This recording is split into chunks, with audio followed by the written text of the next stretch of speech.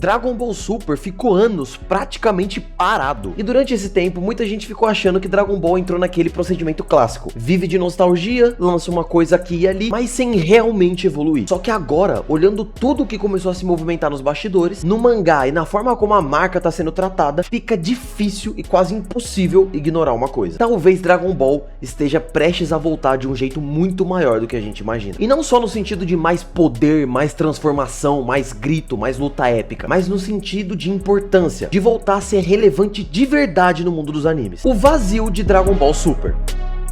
Desde que Dragon Ball Super terminou em 2018, a franquia entrou num limbo muito estranho. Ela nunca acabou oficialmente, mas também nunca voltou de verdade, deixando quem gosta do anime maluco e lelé da cuca. O mangá continuou, novos arcos surgiram, personagens novos apareceram, vilões importantes foram apresentados, só que tudo isso ficou meio que isolado da parte da comunidade que acompanha só o anime. Pra muita gente, Dragon Ball virou algo distante. Você sabia que continuava existindo, mas não sente mais aquele impacto cultural que a série sempre teve. Enquanto outros animes cresceram, se reinventaram, fizeram ideias novas, novas animações, dominaram um público mais novo, com novas dinâmicas, novas estratégias pra manter a pessoa assistindo o anime, Dragon Ball ficou preso em uma posição desconfortável. Grande demais pra morrer, mas parado demais pra empolgar quem assiste a obra. E isso criou uma sensação de que Dragon Ball tava vivendo do passado, e não realmente um interesse em criar algo novo pra história. O que mudou agora?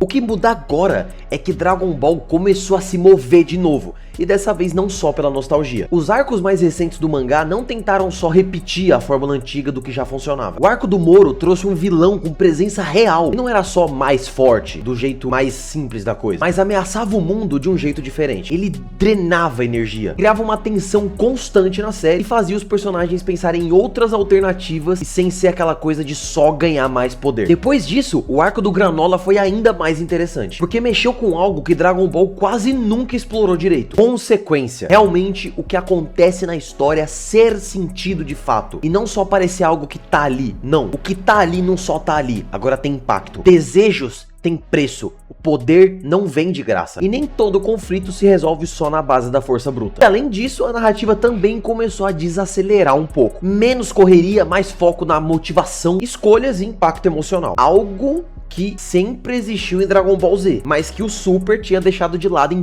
vários momentos. Não é que Dragon Ball virou um anime adulto demais, ou tipo super profundo, mas ele claramente tentou amadurecer junto com o público que tava também crescendo junto com a obra. E isso é importante porque mostra uma coisa pra gente: Dragon Ball ainda tá tentando se encontrar. Isso é muito melhor do que tá simplesmente repetindo o passado e dando um Ctrl+C, Ctrl+V na história. O peso do legado do Toriyama.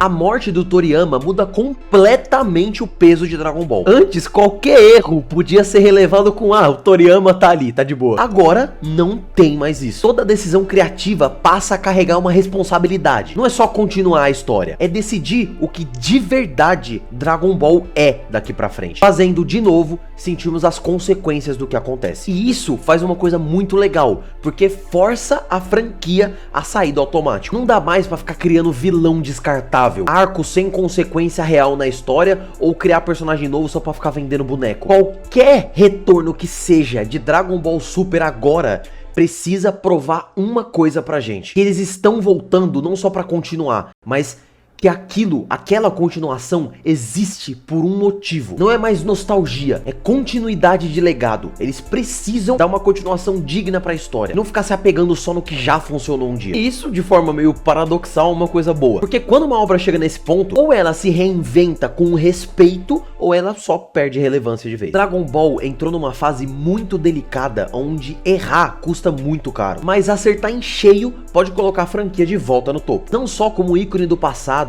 como um dia, nossa, eu assistia isso quando eu era criança. Não, pra transformar isso em uma referência atual. O problema do passado recente. O maior problema de Dragon Ball Super nunca foi a ideia, foi a execução. O anime sofreu com uma produção apressada, os episódios mal animados e praticamente parecendo que os roteiristas decidiram na pressa ali o que ia fazer só pra ter. Tinha momentos incríveis, como o Torneio do Poder, por exemplo, mas eles vinham misturados com episódios muito foda, episódios que, tipo assim, tá, não vai mudar nada. Lutas completamente sem peso e tipo umas resoluções fáceis demais pra história. Os vilões era como se eles aparecessem fortes demais, mas só que eles fossem resolvidos rápido demais também. É como se, independente da força que o vilão tenha, ele consegue ser resolvido de uma forma muito fácil. E isso leva de novo a gente a aquele sentimento de não tem consequência na história. E no final, quase tudo era resetado, como se realmente nada tivesse acontecido. E isso quebra justamente o sentimento de consequência, que as coisas que acontecem na história realmente impactam os personagens. Quando o público percebe que nada realmente muda, o risco desaparece. E sem risco, não existe tensão. Sem tensão, não existe vontade de assistir. E sem vontade de assistir,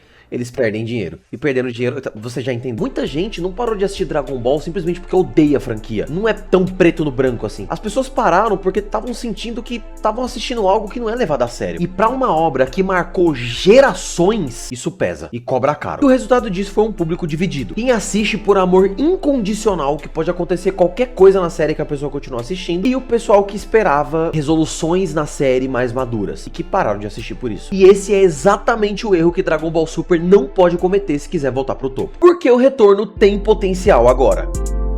O motivo do porquê Dragon Ball Super pode voltar muito mais forte agora não é pela nostalgia, é o contexto. O mercado mudou, consequentemente o público também mudou. Hoje o jeito de consumir anime é completamente diferente de 2015. Hoje o espectador, o fã, ele compara Dragon Ball com Jujutsu Kaisen, Attack on Titan, Demon Slayer, os animes mais atuais. Não dá mais pra entregar algo tecnicamente fraco e esperar que as pessoas gostem disso. E isso obriga a franquia a subir o nível. Por isso que é bom o mercado evoluir, porque quando um evolui, todos evoluem junto. É por isso que disputa no mercado é tão importante. Além disso, o mangá de Dragon Ball Super evoluiu longe da pressão semanal do anime. Teve tempo pra construir ideias, vilões e arcos com mais calma, tirando a pressa que tava tendo. Isso é raro em Dragon Ball e também extremamente valioso, tanto pra eles quanto pra quem assiste. O retorno não precisa começar do zero. Ele já tem material pronto, testado e aprovado por quem acompanha o mangá. Outro ponto é a responsabilidade criativa. Agora, sem o Toriyama, cada decisão tem um peso maior. E, na verdade, isso pode ser bom, porque agora não dá mais pra improvisar. Não dá mais pra ficar errando por preguiça. Cada escolha vai ser criticada, analisada e comparada. E Dragon Ball nunca esteve tão vigiado como tá agora. Mas é exatamente aí que eles vão evoluir. E Dragon Ball Super precisa fazer pra dar certo.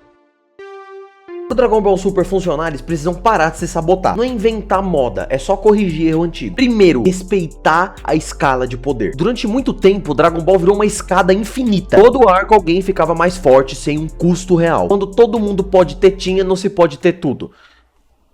Essa frase precisava sair, mano. Eu tava com ela na cabeça. Se o Goku sempre encontra um nível acima sem consequência, o perigo simplesmente deixa de existir. Segundo, vilões precisam deixar marcas. Vilão bom não é só o que bate forte, é o que muda o mundo depois que ele vai embora. Moro e Granola começaram a apontar pra isso, mas a franquia precisa ir até o fim com essa decisão. Perdas reais, consequências reais e cicatrizes que simplesmente não somem no episódio seguinte. Terceiro, parar de resetar tudo no final dos arcos. Esse talvez, na verdade, seja o pior problema de Dragon Ball. Tudo acontece e no final nada muda. E um arco não altera relações, objetivo ou visão de mundo dos personagens, e foi inútil. Inútil, só pra comer tempo de tela. Dragon Ball precisa deixar as coisas quebradas por mais tempo. A gente precisa sentir o impacto.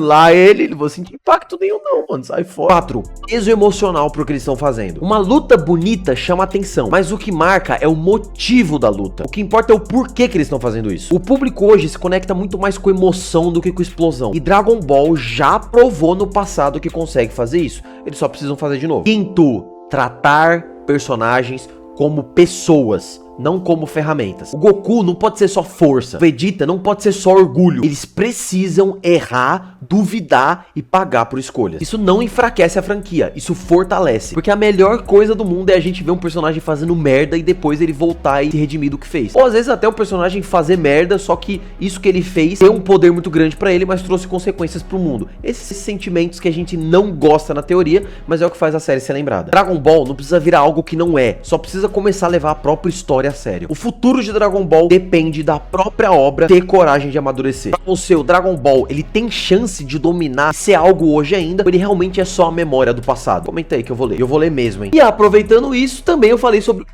Nossa, eu fui errado pra cadeira. Eu queria arrastar pro lado, arrastei pra trás, velho. Eu falei sobre o remake de... Tá difícil, mano. Eu falei sobre o remake de One Piece nesse vídeo, que eu explico tudo sobre como o remake vai ser essencial pro anime, como é literalmente necessário ter esse remake pra tanto as pessoas que já assistiram o anime assistirem de novo com uma qualidade melhor, quanto pra quem nunca quis assistir One Piece de verdade, começar a assistir. Deixa o like, se inscreve se você quiser que meu vídeo apareça mais na sua timeline. Tamo junto, Lobo aqui. E até a próxima. Super Saiyajin 200 milhões!